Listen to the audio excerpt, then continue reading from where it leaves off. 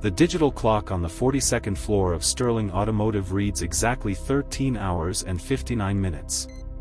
Silence dominates the glass-walled executive office. Victoria Sterling stands perfectly still.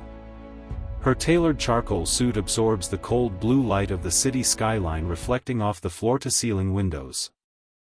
A luxury pen is gripped so tightly between her fingers that her knuckles fade to absolute white. The physical pressure speaks of a collapsing empire. On her mahogany desk, a diagnostic report glows on an ultra-thin tablet.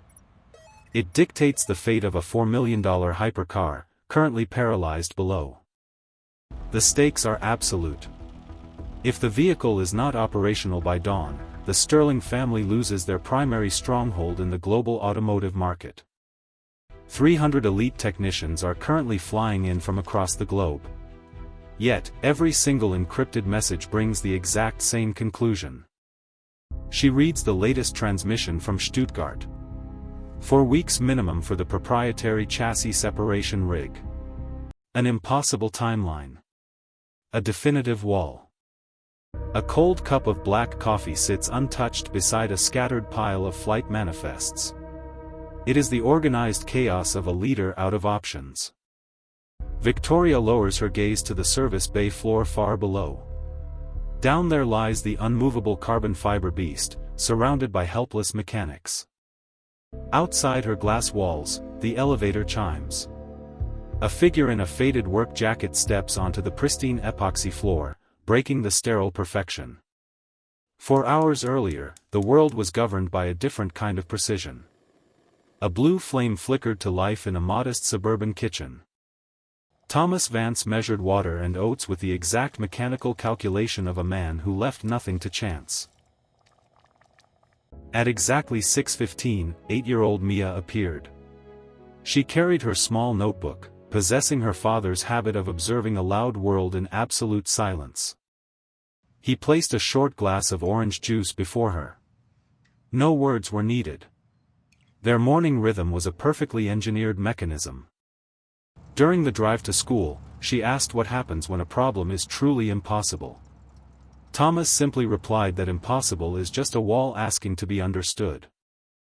By 7:30, Thomas was inside Vance Fabrication. A gritty industrial space echoing with the cold, heavy language of grinding steel and flying sparks. Resting on a steel shelf above the workbench sat a weathered, leather-bound engineering notebook. It was a relic from a past life. Its first page held a single sentence written in faded red ink by a late mentor. The constraint is not the enemy. It is the map. Before leaving for a routine delivery, Thomas picked up the heavy notebook and slipped it into the inner pocket of his faded canvas jacket. He drove his worn truck toward the gleaming glass towers of the city center, completely unaware that his mind was the only key to a crumbling empire. Heavy work boots stepped onto the pristine white epoxy of the VIP service bay. The sound was an intrusion in a sanctuary of wealth. Elite technicians, dressed in spotless white uniforms, paused their futile efforts. They stared at the outsider with silent, calculating judgment. From the glass balcony above, Victoria watched the man approach the paralyzed $4 million hypercar. Her sharp gaze analyzed his every movement. The carbon fiber beast sat under surgical lighting. It was a masterpiece of engineering reduced to a hostage by a single inaccessible bracket. Ignoring the oppressive atmosphere, Thomas walked directly to the glowing central diagnostic screen, bypassing the men who had spent hours failing. His calm blue eyes scanned the intricate 3D wireframe models. Where the world's finest saw a dead end, he searched for the hidden door. Slowly, he reached into the inner pocket of his faded canvas jacket and withdrew the weathered, leather-bound engineering notebook.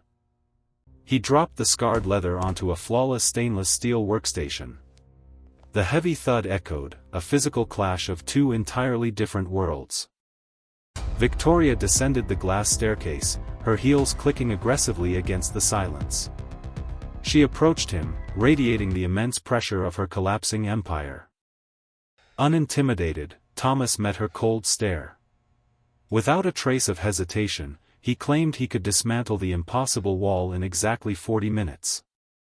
He did not wait for permission. Thomas moved toward the exposed engine bay of the hypercar, his faded jacket a stark contrast against the gleaming carbon fiber. The elite technicians stepped back. Did you see the look on Their face? perfectly pressed white uniforms formed a mocking perimeter around the man they considered an absolute amateur. Dropping to one knee, he inspected the microscopic fracture line on the secondary bracket. It was a structural failure, buried deep within the chassis. He removed his heavy gloves. Bare hands traced the cold carbon fiber joint, reading the physical tension of the immobilized machine through pure touch. He returned to the stainless steel workstation and opened the weathered notebook. A heavy graphite pencil hovered over a blank, textured page. Lines and angles rapidly filled the paper. He was not drawing the proprietary separation rig. He was drawing the raw physics of what the rig accomplished. The lead technician leaned closer, a sneer forming on his face. The crude sketch of hydraulic points and aluminum guides looked like an insult to modern engineering. Thomas ignored the silent mockery. His mind processed load distributions and shear strength, translating abstract geometry into a tangible, immediate solution. He tore the page from the notebook and held it out. He demanded raw steel plates, aluminum bar stock, and access to their state-of-the-art CNC mill. Victoria stared at the rough sketch. With 13 hours left on the clock, she gave a single, almost imperceptible nod. The gamble had officially begun. The interface of the multi-axis CNC machine lit up. Thomas's rough fingers entered alphanumeric coordinates with flawless, practiced muscle memory. The heavy safety enclosure door slid shut with a pneumatic hiss, sealing the raw metal inside a clinical chamber of high-velocity manufacturing. High-intensity LED strips illuminated the internal workspace, where a massive block of 40mm aluminum stock sat firmly clamped in the steel vise. The high RPM spindle hummed to life, escalating into a piercing, industrial scream that vibrated through the floorboards of the service bay. The carbide cutting tool made contact, unleashing a torrential spray of milky white coolant fluid against the rapidly spinning metal. Macro photography captured the precision of the cut. Spirals of silver aluminum shavings curled away from the blade, falling into the drainage tray below. Thomas stood motionless before the thick acrylic viewing window. His calm reflection cast over the violent, automated subtraction happening inside. On a secondary terminal, digital tolerances hovered at 0.01 mm. The lead technician watched the numbers, his arrogant demeanor dissolving into disbelief. The industrial scream subsided into a low mechanical purr. The pneumatic door opened, venting a dense plume of clean steam into the air. Using heavy steel tongs, Thomas retrieved the freshly machined alignment guide. A micrometer clicked shut over the hot metal, confirming absolute perfection. The heavy steel base plate scraped across the floor as Thomas slid it beneath the central chassis join of the immobilized hypercar. His grease-stained boots planted firmly on the epoxy, maneuvering the heavy load with unyielding, calm physical strength. With a micrometric gauge in hand, he positioned the first of 4 identical 3-ton hydraulic floor jacks against the steel base. The remaining 3 jacks were slotted into precise coordinates, framing the hypercar's structural split line like anchors of controlled force. Slide by slide, the freshly machined aluminum alignment guides were locked onto the factory-bonded composite joint surfaces. Standing by the glass partition, Victoria watched the crude combination of raw workshop tools transform into a highly calculated mechanism. Thomas adjusted the positioning bolts by fractional increments, his bare fingers feeling the exact tolerances where metal met carbon fiber. The lead technician looked on in utter silence, his professional pride clashing with the mathematical perfection of the layout before him. A network of secondary pressure synchronization lines was connected, binding the 4 independent hydraulic units into a single, unified system. Thomas rose to his feet, wiping a streak of black grease onto his canvas jacket as he prepared for the most dangerous phase. "Clear the bay," Thomas commanded softly. His voice cut through the room, ordering absolute stillness to prevent any external floor vibrations. He extended his bare arms, placing both palms perfectly flat against the cold, woven carbon fiber joint surface above the separation point. His eyes closed slowly. He blocked out the corporate grandeur around him, focusing entirely on the raw physical data traveling through his fingertips. With a slow twist of his right hand, he opened the primary master valve, sending highly pressurized fluid into the synchronized network. Macro photography focused on the analog pressure gauge. The black needle climbed steadily past 2000 psi, trembling under the immense stress. Beneath his palms, the micro-vibration of carbon fiber composite began. The polymer chains groaned as they prepared to release their bonded position. Victoria didn't move an inch. Her hands gripped the glass balcony railing so hard that her knuckles became a violent shade of white. A clean, deep mechanical sigh resonated through the silent bay. The impossible wall was beginning to fracture into a calculated solution. Without a single shudder or scratch, the front and rear monocoques of the multi-million-dollar hypercar separated flawlessly along the alignment guides. The movement ceased. Thomas opened his eyes, placing a digital thickness gauge inside the perfect gap. 0.17 millimeters. Flawless precision. With the chassis divided, the internal architecture of the W16 engine lay exposed, revealing the microscopic fracture along the aluminum turbocharger bracket. Ross stepped forward, his specialized titanium tools flashing under the LEDs as he smoothly unbolted the compromised component. The fractured bracket was pulled from the core, replaced instantly by a pristine, factory-certified unit retrieved from the inventory. Working with rapid, expert familiarity, the lead technician torqued the new fasteners to exact factory specifications in a strict, rhythmic sequence. Thomas initiated the reverse hydraulic flow, slowly guiding the massive subframes back toward their original assembly points. The aluminum alignment guides held the immense structures perfectly true, closing the gap until the carbon fiber joint sealed without a single millimeter of error. A final mechanical check confirmed a closure deviation of 0.14 millimeters, well within the manufacturer's tightest structural tolerance. Victoria stood completely motionless at the bay entrance, her sharp eyes fixed on the car as the technicians secured the primary ignition leads. Inside the luxury cabin, a gloved thumb pressed the glowing red ignition button located on the center of the carbon fiber steering wheel. All 16 cylinders fired simultaneously, unleashing a brutal, authoritative mechanical roar that shattered the heavy silence of the corporate tower. The violent roar of the engine faded into the background as the scene shifted to Victoria's private executive office, now submerged in the deep golden light of an American city sunset. A thin stream of rich, dark coffee poured smoothly into an elegant white porcelain cup, steam curling softly into the warm air. Victoria slid the saucer across the polished mahogany desk, her movements stripped of their previous corporate coldness. Thomas sat entirely at ease in the high-end leather chair, his oil-stained canvas jacket a radical deviation from the room's pristine luxury. "I want you here as a technical consultant," Victoria stated, her voice quiet but resonant with the absolute authority of a decision-maker. Thomas's calm blue eyes drifted down to the scattered flight manifests of 300 experts whose transatlantic journeys had been rendered obsolete. He leaned forward slightly, setting his absolute boundary: "My hours accommodate my daughter. I leave at 3:15 every day, without exception." Victoria adjusted her posture, absorbing the rigid constraint and offering a single, definitive nod of acceptance. Placing his hand flat over the weathered leather notebook, Thomas stated his final term: 2 apprentice positions per year for young minds from Newark.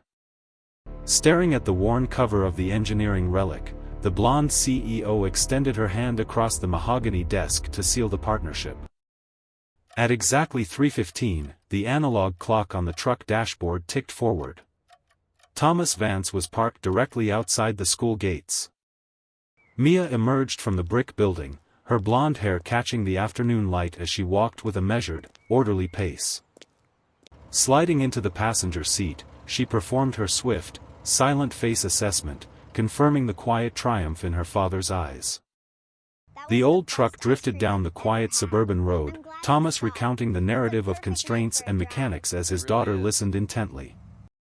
Late that night, the kitchen was silent save for a single warm hanging lamp illuminating Mia at the wooden table with the heavy leather notebook. Her small index finger traced the faded red ink of the original aerospace note, memorizing the core principle of her father's D-San. Picking up her own pen, she carefully added her own geometric translation into her personal notebook. The wall shows you the door. Standing in the soft shadows of the doorway, Thomas watched her with an unmoving, deeply protective expression of quiet pride. A firm click echoed through the room as Thomas flipped the wall switch, plunging the orderly kitchen into calm, nocturnal darkness. Miles away, inside the dark glass bays of Sterling Automotive, the dark blue carbon beast sat completely operational, fixed by a mind that refused walls. 6 weeks later, the cold glass towers of Manhattan were blanketed in a heavy autumn rain. The urban landscape radiated wealth and hidden tension. Inside a private, high-end gala hall at the Grand Plaza, crystal chandeliers cast sharp, icy reflections over a crowd of elite American financiers. Victoria Sterling moved through the ballroom, her golden hair swept back beautifully, her emerald gown contrasting with the clinical gazes around her. Beneath her calculated, charming smiles laid a growing sense of urgency. A private encrypted tablet in her evening clutch vibrated rhythmically. The message was an ultimatum from an anonymous competitor. The encrypted data core of Sterling's next-generation Hyper-EV had been remotely locked. If the encryption barrier was not bypassed before the global press conference in 12 hours, the family's entire stock value would collapse. Standing near the grand ice sculpture, her operations director, Carl, delivered a grim whisper. The top cybersecurity firms had already called it an impenetrable wall. Every standard protocol was failing. The proprietary mainframe was designed to self-destruct if the wrong bypass key was applied just once. Victoria adjusted her emerald necklace, her eyes scanning the opulent room until they stopped at a figure standing quietly near the terrace doors. Thomas Vance stood there, wearing a tailored but simple dark suit, his calm blue eyes observing the frantic high society panic with absolute, unmoving stillness. Victoria navigated the opulent ballroom, slicing through the rising panic of the elite crowd with singular purpose. The contrast was absolute. Behind him, Manhattan wept heavy rain, inside, billionaires scrambled. Thomas remained entirely still. She stepped into his quiet orbit. The cold blue light from the terrace washed over her emerald gown, exposing her hidden desperation. In hurried whispers, she outlined the catastrophe. A digital barricade. One incorrect bypass attempt, and the proprietary core would incinerate itself. Thomas absorbed the gravity of the impending collapse. He took a slow, measured sip from a crystal glass of iced water.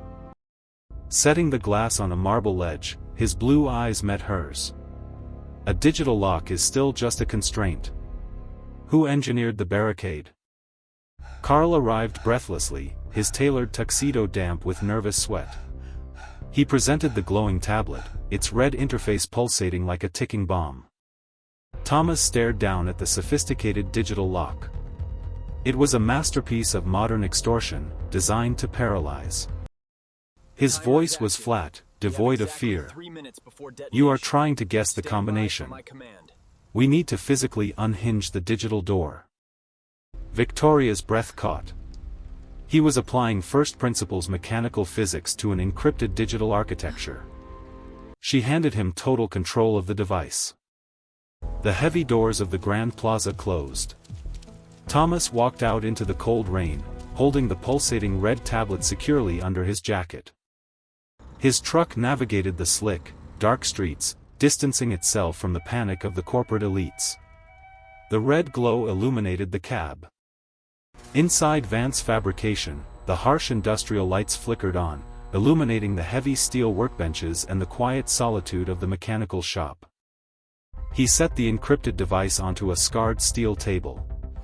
The aggressive red glow of the digital lock contrasted violently with the cold metal.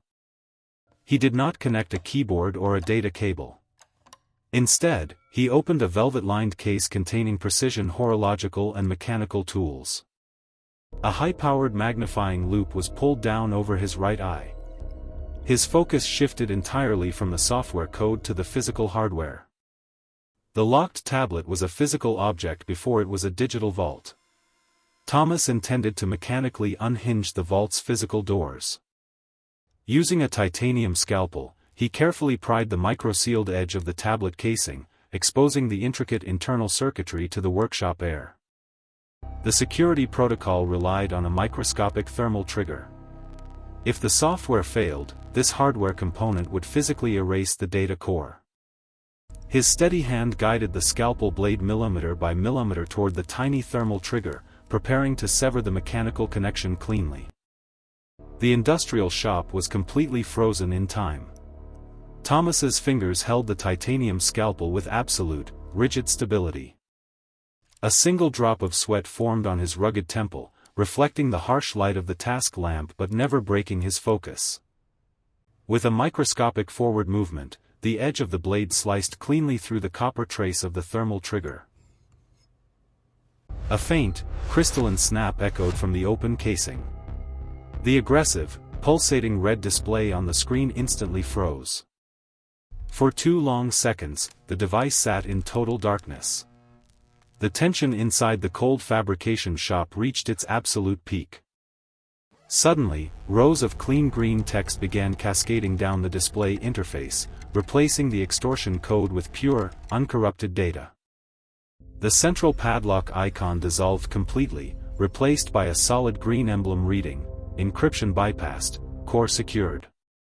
Thomas exhaled a long, heavy breath, slowly removing the magnifying loupe from his right eye as his face relaxed into calm victory. He picked up a standard satellite transmitter, uploading the decrypted data core back to the primary mainframes of Sterling Automotive. Miles away in Manhattan, the pulsating red emergency warning screens inside the server room flipped uniformly to a calm, successful blue. The next morning, bright dawn sunlight pierced the towering glass walls of the Manhattan International Press Center. Hundreds of global journalists filled the massive auditorium, their camera flashes creating a continuous, blinding neon perimeter. Backstage, Victoria stood in a sharp, white power suit, her fingers sweeping across a tablet displaying a flawless green system status. In a shadowed VIP booth, a middle-aged Caucasian rival stared down at his phone, his face twisted in absolute disbelief. He frantically refreshed his malicious command terminal, but the display mockingly returned a static message: "Connection terminated." The backstage doors opened. Victoria stepped onto the main stage as a thunderous roar of applause erupted from the audience.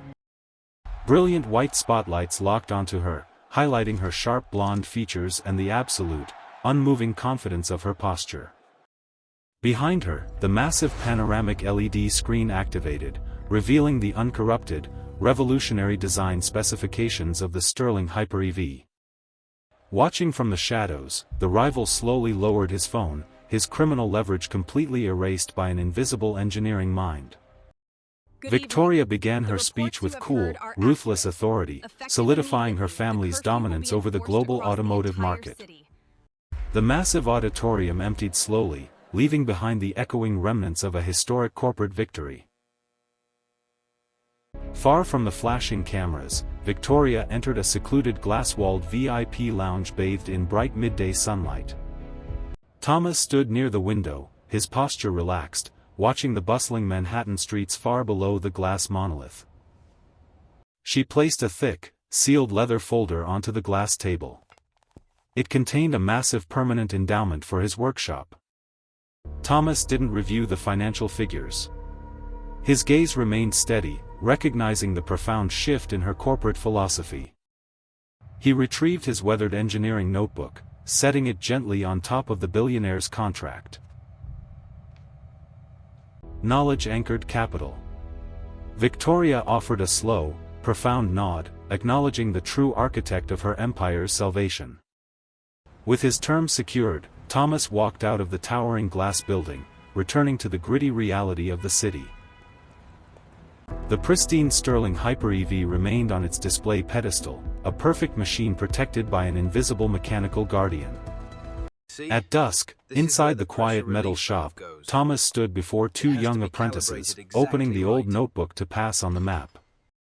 3 months of peace ended abruptly. The sudden passing of the Sterling Patriarch triggered an immediate, ruthless war for corporate succession. The ancestral Sterling estate, a sprawling European-style mansion hidden in upstate New York, was instantly locked down under a strict security perimeter. Victoria arrived at the heavy wrought iron gates in the pouring rain, only to find her entry completely barred by private contractors. Standing on the grand stone balcony above, her older brother Richard looked down. His silver hair and tailored suit framed a cold, triumphant sneer. Richard had initiated a hostile takeover protocol. He claimed the late patriarch's final will was sealed inside a jammed antique mechanical vault. If the vault was not opened legally before the emergency board meeting at dawn, Richard would seize total executive control of the empire. Any sign of forced physical entry would instantly invalidate the legal document inside. It was a perfectly designed mechanical trap. Sitting in the dark leather seat of her luxury car, isolated and outmaneuvered, Victoria realized she needed a very different kind of key. Inside the gritty walls of Vance Fabrication, a heavy analog phone rang loudly, shattering the quiet solitude of the machine shop. Thomas listened calmly to the impossible constraints. Without a single word of hesitation, he began packing a specialized set of acoustic resonance tools. The headlights of a battered pickup truck cut through the heavy midnight storm, pulling up alongside Victoria's luxury vehicle at the estate gates. Thomas stepped out into the pouring rain. He held a heavy, reinforced black equipment case, his expression completely undisturbed by the harsh weather. A towering private security contractor moved to block the gate, placing a heavy hand on the wet wrought iron to firmly deny entry. Victoria stepped forward, presenting a digital court injunction on her glowing tablet. The legal mandate allowed one technical specialist access to the disputed property. Reluctantly, the heavy iron gates swung open with a deep mechanical groan. Thomas walked onto the manicured grounds of the warring family. Richard leaned over the stone balcony, his voice carrying over the storm. He openly mocked the working-class mechanic and his crude black case. He reminded them both that any physical scratch on the vault would instantly render Victoria's legal claim permanently void. The trap was absolute. Thomas did not shout back. He simply paused in the rain, looking up at the aristocrat with the chilling calm of a man who understood leverage. Escorted by the armed guards, Thomas entered the grand marble foyer. His wet, heavy work boots left dark impressions on the pristine European stonework. He was led into the dimly lit library. There, embedded in the ancient stone wall, sat the massive steel and brass mechanical vault, guarding an empire. The dimly lit library became an operating room. Thomas knelt before the massive steel vault, unlatching his specialized equipment case. Inside lay an array of high-fidelity acoustic sensors, piezoelectric contact microphones, and a military-grade frequency analyzer. Tools of silent infiltration. Richard entered the library, flanked by his private security.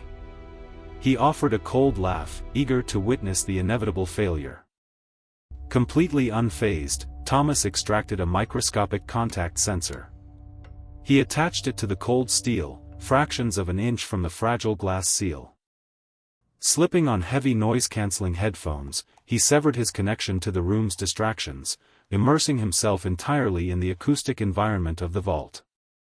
His calloused fingers rested gently on the massive brass combination dial. He did not force it, he simply measured its heavy resting tension. With a breath held, he rotated the brass dial by a single microfraction of a millimeter. On the portable analyzer screen, a sharp green waveform spiked. The sensor captured the microscopic internal echo of a heavy steel tumbler shifting. Thomas closed his eyes. He was mapping the hidden internal architecture of the ancient lock purely through acoustic resonance and mechanical vibration. Watching the meticulous, silent procedure, Richard's arrogant smile slightly wavered. He realized the mechanic was not fighting the vault, he was listening to it. Thomas executed the final microscopic rotation of the heavy brass dial. The mechanical tension yielded perfectly beneath his calloused fingertips. On the digital screen, the final acoustic frequency locked into place. The ancient internal tumblers were now perfectly aligned. He slowly removed the noise-canceling headphones, opening his blue eyes to the dim reality of the opulent library. His hand grasped the massive, cold steel handle of the vault. The ultimate physical barrier awaited its resolution.